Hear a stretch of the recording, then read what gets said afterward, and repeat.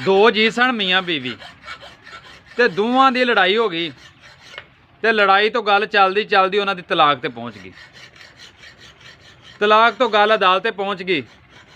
जदों पेशी ते ना जज साहब ने दोवां नूं सद्दिया, दोवां दे वकीलां ने बहस करनी शुरू कर दी। जज साहब ने उन्होंने आख्या तुसीं दोवें खामोश हो जाओ।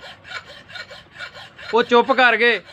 जज ने आख्या भी तुसीं हुण दोवें मियाँ बीवी एक दूसरे की गलती दसो, वजह दसो जिहड़ी गल तो तुहाडी ये गल तलाक तक पहुँच गई।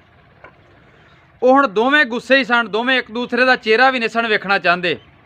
दोवां ने ना जल्दी जल्दी नाल ना उन्हें ओहदे दुख दसने शुरू करते, गिले शिकवे उन्हें ओहदे दसने शुरू कर दिते। जो दोवें दस के थक गए ना, जज आंदा भी तुसीं आपस च किन्ने साल गुजारे ने जिंदगी दे। उन्हें आख्या जी 10 साल असां गुजारे ने।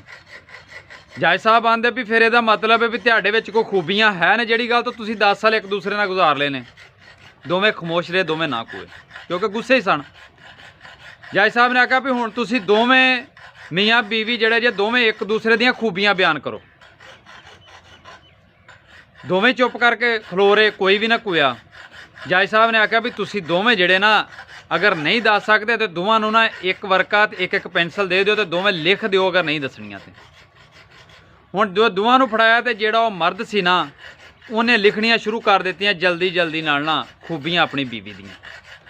हुण जदों बीवी ने लिखदियां वेख्या मर्द नूं ते उन्हें भी लिखणियां शुरू कर दित्तियां खूबियां मर्द दीयां। जदों दोवां ने लिख दित्तियां तो जज साहब ने वर्के दोवां कोलों लैके ते दोवां दीयां खूबियां पढ़ के ते सुणातियां।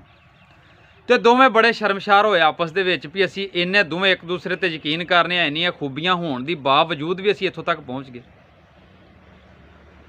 गल है भी वो जज साहब ने जो दोवां दी खूबियां दोवें शर्मशार होए, दोवां दी सुलह हो गई।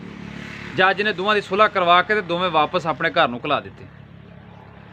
अगर जिहड़ा बंदा किसी भी दरम्यान च लड़ाई हुंदी उन्हां दे विच कोई सही इंसान होवे ना, जिहदे विच इंसानियत होवे ते कदी भी किसी दा घर नहीं टुटेगा।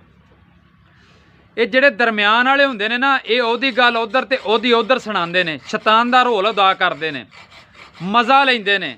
जदों वेख्या ना किसी दे विच कोई थोड़ा जी जगह गुंजाइश मिल जाती है ना, दोवां दे दरम्यान च तरेड़ पैंदी है ते विच नस के बंदे वड़ जांदे ने, कोई तरेड़ मिलन नहीं देंदे विच ते मज़ा लैंदे ने, ओहदियां उधर ते ओहदियां उधर सुणा के मज़े लैंदे ने। जदों रिश्ता टुट जांदा उदों सवाए अफसोस तो दोवां दे घर कुछ चीज़ नहीं बचदी। जिहड़ा शैतान हुंदा उहनूं भी अफसोस हुंदा भी मैं की कर दित्ता यार, उन्हां दी तो जिंदगी बर्बाद हो जाती है।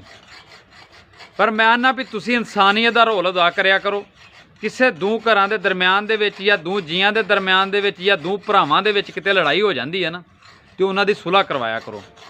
साडा इस्लाम भी ये आंदा वे कि दो भरावां दी आपस च सुलह करवाओ, बल्कि ये ना होवे कि तुसीं शैतान दा रोल अदा करो। तो मैनूं उम्मीद है कि तुहानूं मेरी गल जिहड़ी है चंगी लगी होई दी ते कुछ बंदे इहदे ते अमल भी जरूर करन दे इंशाअल्लाह। बाकी मेरी दुआ है अल्लाह पाक तुहानूं खुश रखे, हसदे रहो ते बसदे रहो।